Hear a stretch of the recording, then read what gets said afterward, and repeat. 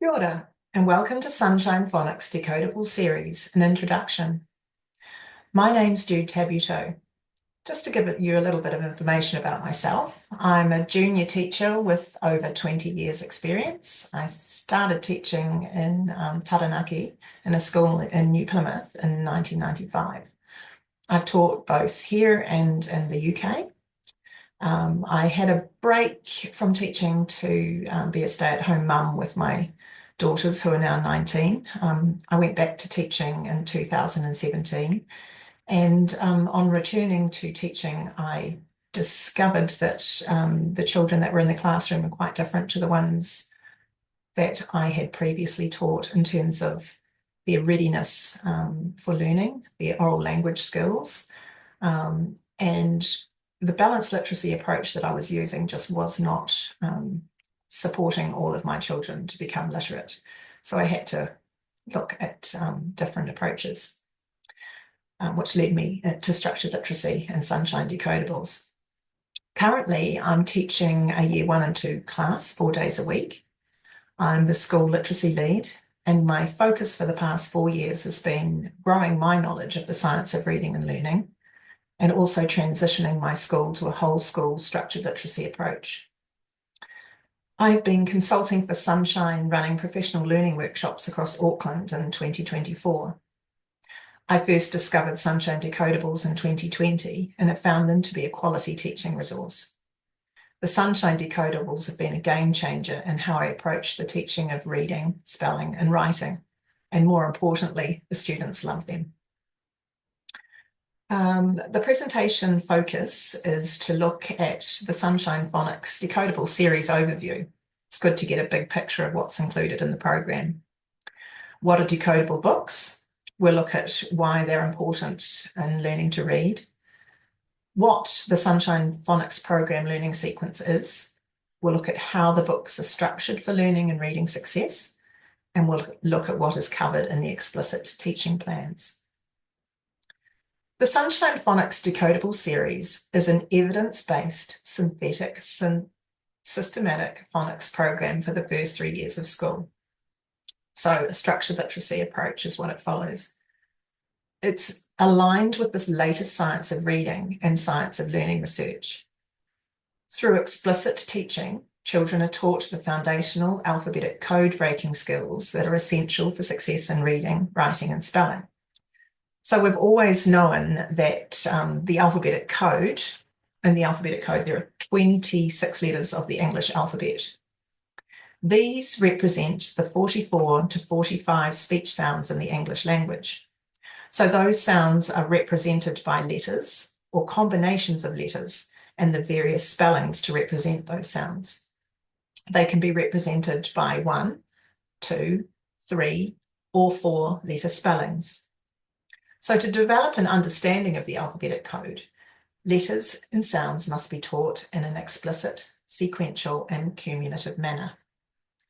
So the Sunshine Phonics Decodable program is a complete program. It includes decodable books, both non-fiction and fiction. Non-fiction coming in series 2. There are 2 series to the program. It has explicit lesson plans. There are 5 teachers' books in total across the 2 series, 2 teachers' books at series 1 and 3 teachers' books at series 2. And inside those books are explicit teaching plans covering what to do before, during, and after reading, and also the follow-up activities that you can use once the children have read the books. There is also a comprehensive set of assessments that you can use. These screening tests, when a child starts with you at the beginning of the year, you can see where they would fit within the program. Then the phonics assessments gives you a bit more of an understanding about their phoneme grapheme knowledge at the particular level that they come out at the screening test. It shows you how they can segment and blend sounds within real words and also non-words. And the reason why we use non-words is to check that they are actually using those phoneme grapheme correspondences and don't just already know that word off by heart. Also, there are tricky words that we need to check along the way.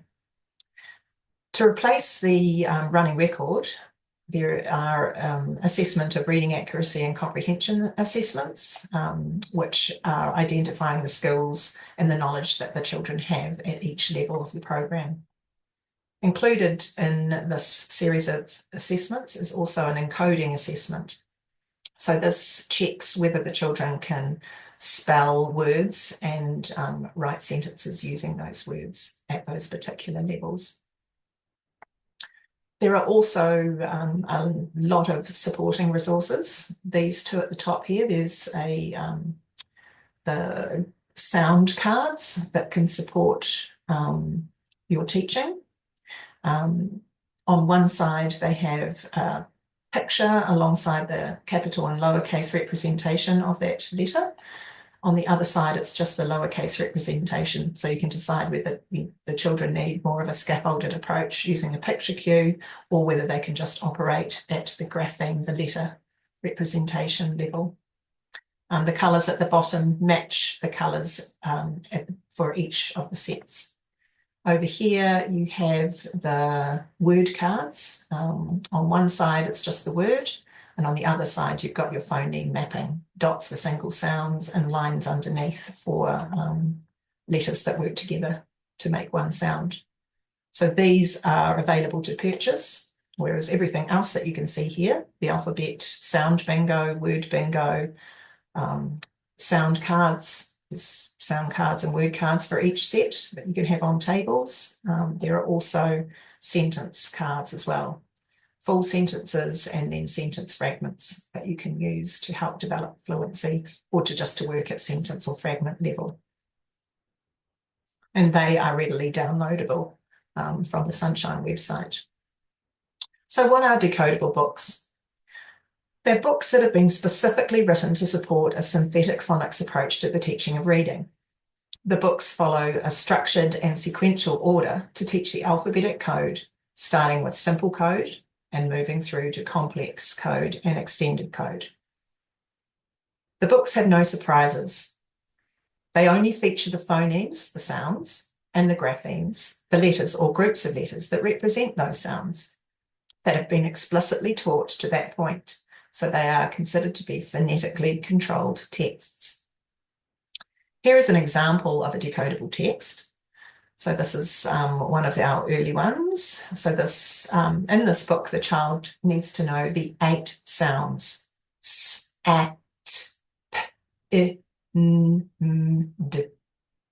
So all the words are decodable if the child knows the sounds for them.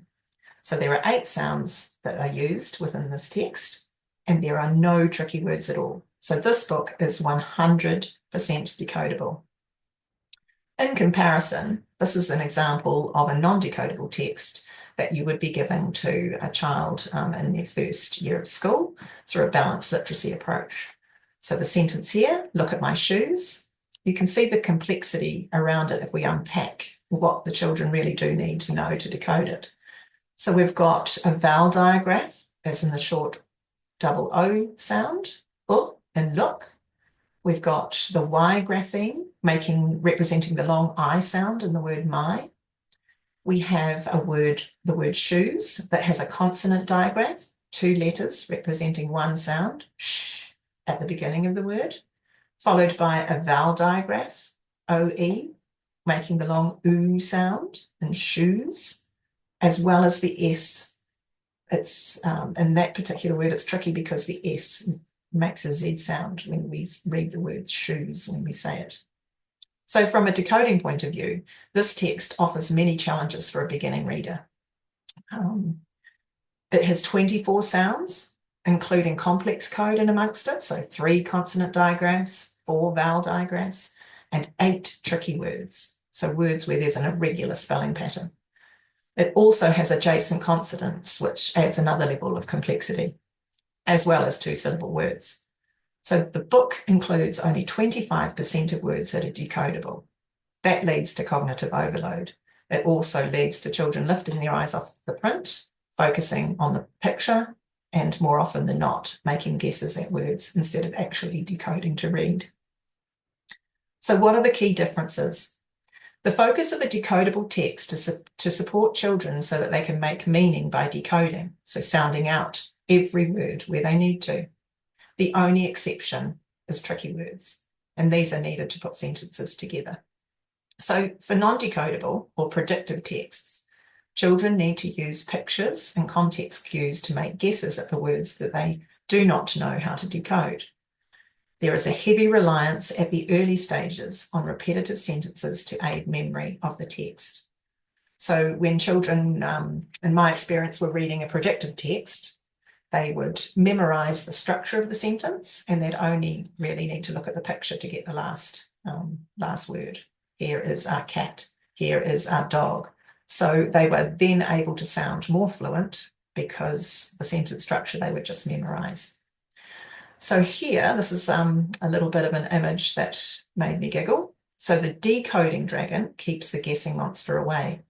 When I came back into teaching, I actually started using these little characters, Lips the fish, try and lion, so that's just having a go at a word. Lips the fish, get your mouth ready. Chunky monkey, dividing that word into chunks. Yeah, so there were lots of different cues that the child could use, a big selection of cues to try and guess at words. So this decoding dragon says, don't guess, sound the word all the way through. Keep track with your finger and break long words into syllables. So that's just such a more simplistic way to look at how children learn to read.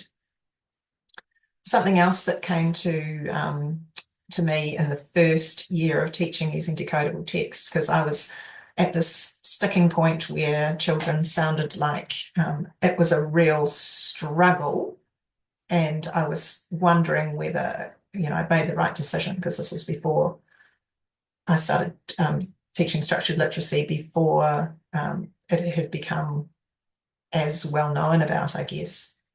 So this is a blog post written by Alison Clark, a speech pathologist, and it really resonated with me at the time and kept me on track. The sweaty sounding out stage builds reading muscle. So if you went to a gym and they told you their weights were made of polystyrene because lifting real weights makes people sweat and grunt and isn't pretty to watch, you'd walk straight out. Predictable, repetitive texts are like fake weights at the gym. They make the exercise easier and less painful to watch, but they don't build reading muscle. Next time you're watching a child slowly and laboriously sounding out words in a well-selected decodable book, cheer them on. Don't wish it wasn't hard or try to make it easier. All that sweating and striving is because they're building their reading brain, which is such a powerful and wonderful thing to do and well worth the effort. So the practice of linking sounds to print should be the heavy lifting for beginning readers. That is what builds the reading brain. So why use decodable books? They're used to support the science of reading, which is a vast body of research from various different disciplines. So linguistics, neuroscience, cognitive psychology, and education. So all of that has led to an evidence-based best practice approach to the teaching of reading. It is the emerging consensus from many related disciplines based on literally thousands of studies supported by hundreds of millions of research dollars conducted across the world in many languages. So it's hard to ignore. The New Zealand Draft English Curriculum recommends that integrating the elements of structured literacy approaches to teaching is an efficient and effective way of building and consolidating key knowledge. Here is a bit of an infographic from the International Dyslexia Association. They have recently updated it, but I still quite like this one. It's quite simple, and I think it covers everything. So there are evidence-based elements, so learning about phonology, how the sound parts of words from the larger parts like syllables work, right down to the phonemes, those small chunks of sound within words. Looking at sound to symbol correspondences. So I know this sound maps onto this letter or letter patterns. I know about the syllables within words. I understand morphology, so I'm getting taught those meaningful parts in words like prefixes, suffixes, affixes. I learn about how sentences are constructed, what makes a simple sentence, compound sentence, complex compound, or complex sentence. And then putting all of that together, understanding how text works in both reading and writing. So those are the evidence-based elements. And alongside these evidence-based principles, teaching principles, so being diagnostic in our assessment, being systematic and cumulative, so following a scope and sequence that works from the easiest and simple to the more complex. Being explicit in the way we teach, making it clear. So all of those elements and teaching principles combined lead to effective reading instruction. So explicit instruction is systematic, direct, engaging, and success-orientated, and has been shown to promote achievement for all students. This is just a breakdown of some of those elements again. So there are 7 syllable types if we include the schwa syllable. So we've got various different ones there. Open and closed syllables are the ones that we teach in the earlier sets of the Sunshine Scope and Sequence, moving through to vowel teams, consonant LE, R-controlled vowel syllable types, silent E. And morphology is really important because it helps us to unlock the meaning in multisyllabic words. And it also helps to support dyslexic learners who often find mapping the sounds onto print difficult, but if they're learning bigger chunks and attaching that to meaning, it help support them more. Also learning about sentence mechanics through syntax, learning how sentences are put together, and then understanding written language. So this is Scarborough's reading rope. This was an infographic that I came across really early in my work learning about structured literacy. So within this infographic, it combines linguistic components with decoding components. So at the top part of the reading rope, we've got the language comprehension part. And at the bottom, we've got the word recognition part. So the word recognition area is where we're working on mainly with our young children using decodable texts. So we're building the phonological awareness, so the awareness of syllables within words, and also the sounds, the small sound parts that make up words. We're teaching them to use those to decode and to spell, having those sound to grapheme, letter to sound correspondences is really important, and making sure that they are automatic to the children. So we're building a sight word recognition, because the more words that they know how to read automatically and instantly, the more fluent their reading will become. And once they've got all these parts working together with increased automaticity, then that lifts space in the brain, I guess, to work on the language comprehension, which is the holy grail of what we're trying to achieve when we're reading. So building that background knowledge and vocabulary, looking at sentence structures, verbal reasoning and literacy knowledge. So these become, the top part of the rope becomes increasingly strategic, and the bottom increasingly automatic. And together, that rope tightly weaves together to make a skilled reader. And we need both of those elements. That's really important to build word recognition strategies first. So you can't lift the print off the page, then you're not going to be able to comprehend what you're reading. So the learning sequence. The Sunshine Phonics Decodables Series follows a systematic progression for teaching the 44 speech sounds of English and the letters that represent them, so the phonemes and graphemes. These letter sound correspondences, or grapheme phoneme correspondences, are explicitly taught, starting with simple code and then building on this with the complex code and extended code. This is an example of the sound chart that goes with sets 1 to 5 of the Sunshine Scope and Sequence. It covers both the simple code, which are these first 3 sets here, and then the complex code down here. This spelling chart, it covers all of the sounds that we're covering through the Sunshine Scope and Sequence. So we've got the first set of sounds that are taught down here and here. And then we're moving on to the alternate graphemes, other ways to represent the sounds that we've taught first. So the children have something to hang these alternate graphemes on because they've already learnt the most common way of representing that sound. So here is an example of the scope and sequence at Series 2. So we've got our simple code here, where we've got our short vowels and our consonant sounds covered. We've got our longest spelling here with the CK representing K, and that occurs after a short vowel, so they learn how to why that is used and how to read it. We've got our floss rule here, where these two letters represent one sound, but then we need to double them because there's a short vowel before them. Then we're moving into the complex code. So we've got our other diagraphs here. We've got our long vowel teams, the most commonly represented ones. We've got the R-controlled vowels and diphthongs here. In Series 2, they have an additional couple of sets, set 6 and 7, which cover adjacent consonants. This is a sticking point for a lot of children and where they need a lot more practice. So this particular series is great because it contains those. So set 6, adjacent consonants with short vowels, and set 7, adjacent consonants with long vowels. And here we can see also the extended code. So in this top box, we've got the phonemes or sounds that we have taught the children first, and then underneath are the alternate graphemes that also represent those sounds.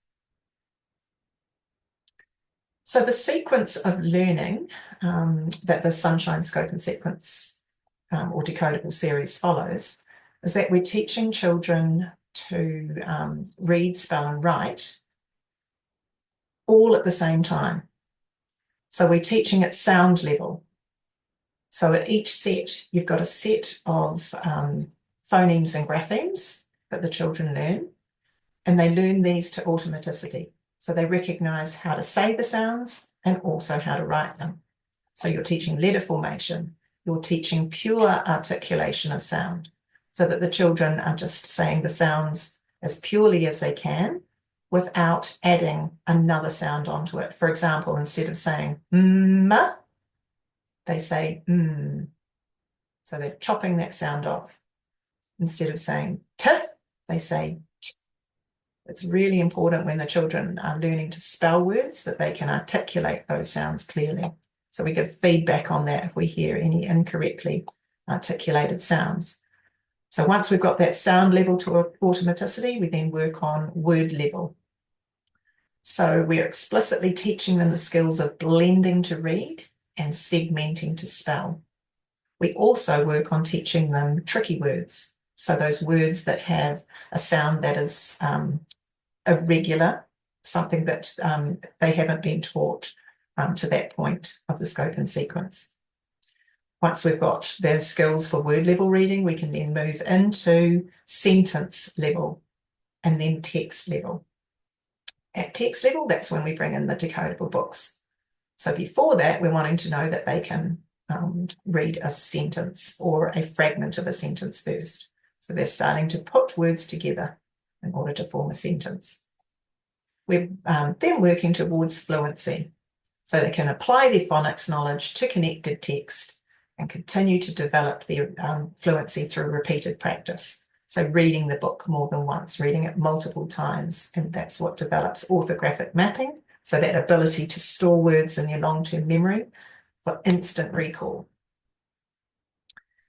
And this just shows the sound level. So we've got our sounds here, s, a, t, p, I, n, m, d. And we've got our word level.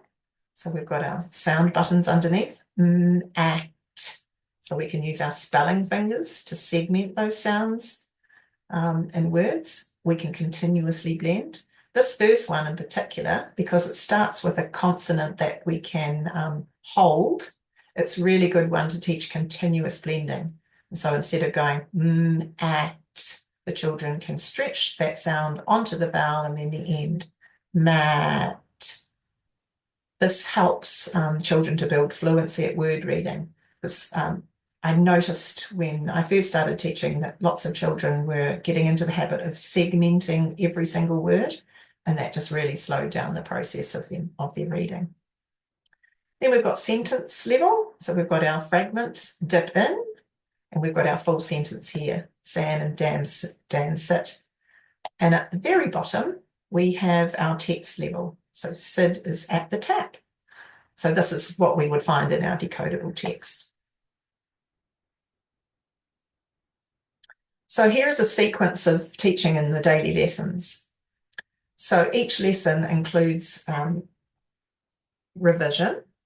So that is going over any previously learned letters and sounds, both for reading and writing in isolation. And then we would teach new letters and sound combinations that they need for that particular book. They would learn how to segment and blend those sounds together to make words. They would also practice this with reading and spelling. So they'd be reading the words, they'd be segmenting the words in order to spell them, to write them down. Then, so applying those within context, so writing sentences, reading sentences, and then alongside all of this, we're continuously assessing for learning outcomes. So we're observing as teachers as they're working on those decodable texts and on their writing that they can actually achieve using those particular sounds at each different level, sound to word to sentence to text. So this is an example of a teaching sequence. It's a bit of an overview as to what you might be able to cover in the child's first year of their learning. So there are 10 books included in each set. So that maps quite nicely onto the weeks of the term. So within year one, you might be able to cover set 1 in term 1, set 2 in term 2, set 3 in term 3, and then start getting into the complex code at set 4. So covering the sound level, the word level, the sentence level, and the text level. Here in year 2, you would start off by revising the first 3 sets and just looking at set 4, just to check that they've still retained those skills and knowledge. Then you're moving on to R-controlled vowels, diphthongs in set 5. Moving on to set 6 and 7 within series 2, so looking at adjacent consonants with short and long vowels. And then term 4, sets 8 to 9, alternative graphemes. And then into year 3, we're looking at, revising again what we taught the year before at the end. Set 6, so consolidating set 10 as well, and then working on set 11 in series 2 and set 7 in series 1. So looking at those alternate graphemes, so starting to get into those more complex spelling patterns. And by the end of year 3, we're transitioning children from the decodable texts onto authentic texts. Yeah. Now, this is just a guideline, so some children, as we know, won't move as quickly as others, so you need to just use your teacher judgment. I've got some year 2s that are already on authentic texts, so they've mastered the simple and complex code, and they're able to work on decoding, and they have the habit of decoding, so they don't have guessing habits anymore. So this is just a visual representation of the 2 series. We've got series 1 at the top that has 7 sets in it, and then series 2 at the bottom that has 11 sets in it. The difference being that series 2, these sets 6 and 7, is looking at adjacent consonants. That's not really covered as a separate thing in series 1. And from set 8 onwards, that's when we're looking at alternate graphemes. Here's another look again. So we've got the decodable series year 1, sets 1 to 3, All consonants and short vowels are taught, and they learn to read vowel, consonant, consonant, vowel, consonant words. Series 1 and 2, set 4, that's when they're looking at consonant digraphs, vowel digraphs and trigraphs, and multi-syllable words, two-syllable words start to come in there. Year 2, same thing again, and then moving into the extended code. So where they've learnt E, the long E sound represented by two E's together, they now learn that there are other ways of representing that sound as well.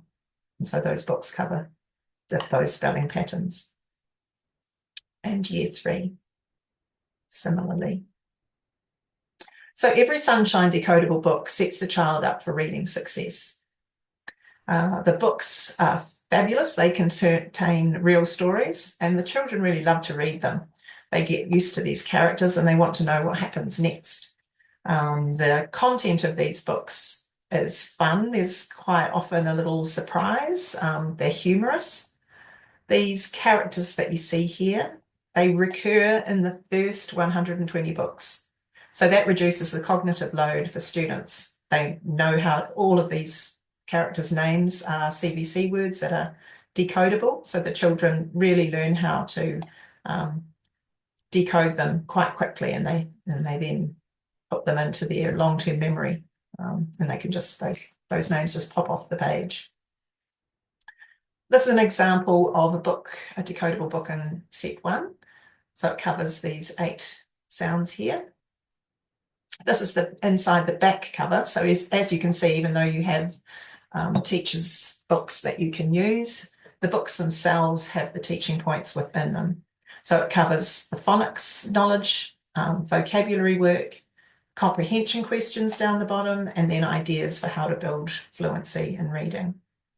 This is an example of a set 2 book, the inside front cover. So you've got a different set of phonemes for the children to read and write. So learning letter formation as well as your articulation of sound. Then you've got your word list here. These ones at the top are decodable but not high frequency words. These bold ones are the high frequency decodable words. And then down the bottom you've got your tricky words, where a sound part, a part of that word is irregular. So for instance, in the word is, the S is making a Z sound. So is. So Dan dips in. The only complexity here is just the fact that it's got the verb suffix S on the end, showing that Dan is the one that dips. He's the one doing the action. It's quite tricky for children to put that extra sound on. So it's good just to teach them about the morphology side of it, what the job of that S is doing, and add it on to the end there. Sam dips in, Dan and Sam sit. So talking about, teaching them about capital letters for names. Sentences start with a capital and simple punctuation. Pam sits, Pam is in. Nat is in. So here we've got that irregular word that we have to explicitly teach. We can teach that by sounding it out, z, but pointing out that that S is representing a Z sound in that word. Tip, tip, tip. Capital letters and lowercase letters represent the same sound. It's just different uses. Beginning of the sentence for a capital. Commas here, because we've repeated the same word, so that's what's required. And here's an example of the teacher's book. What's in the teacher's book? It's more, there's more detail in here than can be fitted into the front and back covers of the decodable text. So we've got what to do during reading and after reading too. And here is examples of activities that can be photocopied out of the teacher's books. Some of these can be downloaded for free off the Sunshine website. This is an example of a weekly lesson plan overview, so how to scaffold the text across 4 lessons across a week. So you can see that it's broken down into sound, to word, and then sentence level here. We're teaching irregular words on the second day. We've unpacked the book, done some discussion about it here, introduced vocabulary that the children may not know, checking that they can put it into a sentence. On lesson 3, that's when we're wanting to check to see whether any of the words pop off the page, which means that they have mapped them into their long-term memory. That often firstly happens with the names of the characters because they see those names repeated frequently. Looking at how we use the punctuation, what punctuation there is in there, how we use it to help our reading. And this is when we first read the decodable text.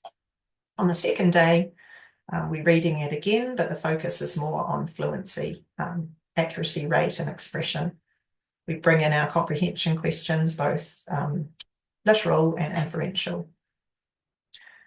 So within a structured literacy approach, writing and spelling is taught at the same time that reading is. So encoding, which is the writing and spelling, supports children as they learn to write and spell words, and it helps to develop the neural pathway in the brain, going from reading, writing, reading, writing. Decoding and encoding are flip sides of the same coin. So we learn how to read a word, we learn how to write a word. That supports each other. The decodable text and the focus phonemes and graphemes provide the perfect basis for spelling and writing. The teaching of reading, writing, and spelling should happen at the same time. That's, it just makes a heap of sense, and it really reinforces the learning that the children are doing. Here's some examples of work that you can get your children to do as part of their follow-up. So here this child has made their word with magnetic letters and they've written it on their whiteboard. And also there's a picture, because attaching meaning to words is part of the whole process of how the brain learns to read. In dictation, sentence dictation is a really powerful strategy for writing because it takes the cognitive load away from children. They don't have to think about what to write. You give them a sentence, you say the sentence, they rehearse that sentence, put it into their memory so that they can write that down. So they're learning to use capital letters, they're learning to segment sounds in order to write them. They're learning irregular sounds. Up here you can see that the children are learning that S has a Z sound in these particular words. They also learn about putting spaces between words, and this is all reducing the cognitive load because the teacher is giving them the sentence in which they're going to write, and it's using the sounds that they have learned up to that point. And you can see here that we've got handwriting practice here too. And this is an example of a book focusing on the decodable text, Gus. Here is a series 1 book, set 3. So this is at the end of the simple code. So this is where they've got the floss rule here. And these are the words that they can practice blending. Here's the story. Pop has odd socks on. Can he fix it? So we've got a question mark here, and that can encourage expressive reading. Pop gets a box of socks. He tips the box up. He picks up a sock. It has a fox on it. He tugs at a sock. It has lemons on it. Pop digs into the socks and gets red socks. He has a duck sock and a hen sock. It is too hot for socks. Pop has no socks on. So a bit of a surprise ending after going through all that work. Trying to look for 2 pairs that go together. He's decided not to wear socks at all.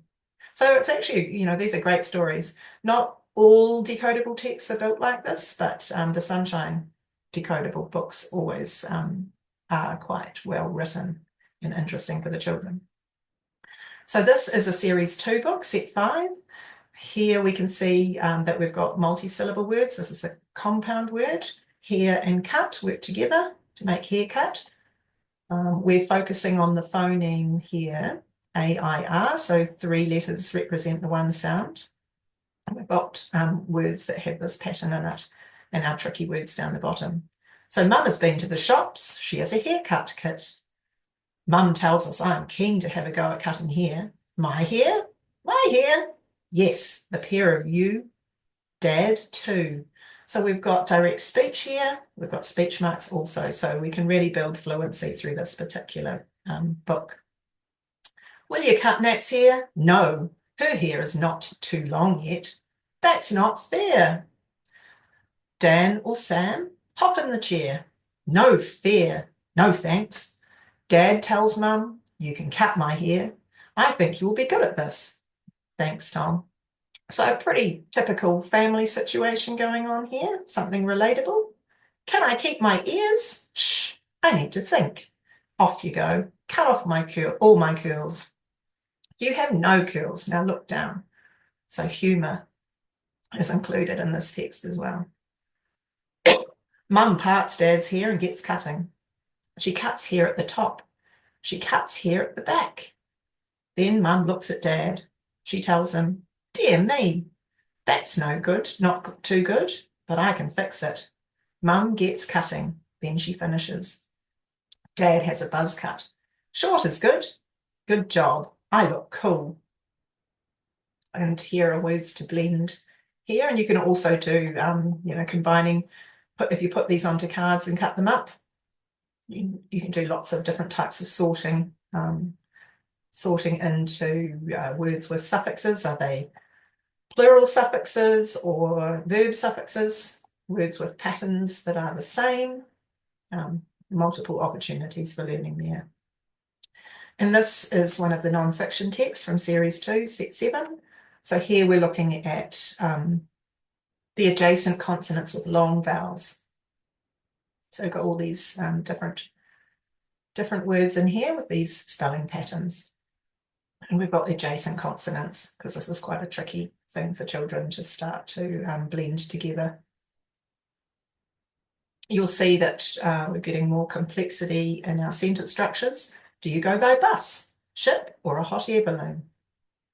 And there's multi-syllable words, opportunities to look at morphology, like with the ER on the end of farmer, taking it off, farmer, somebody that works on a farm.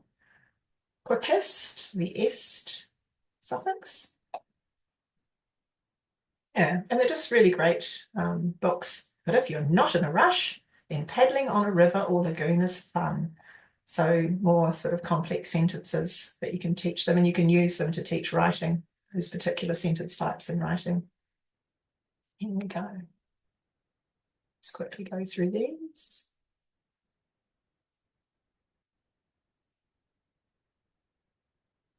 Words to blend at the back. This is an example of a Series 2, Set 11 book. We've got the CH, the French pronunciation where the CH makes sh. And then we've got suffixes here too to look at. Lots more text and complexity, more complex vocabulary to unpack, and things that the children are interested in. Tricky words to review at the end.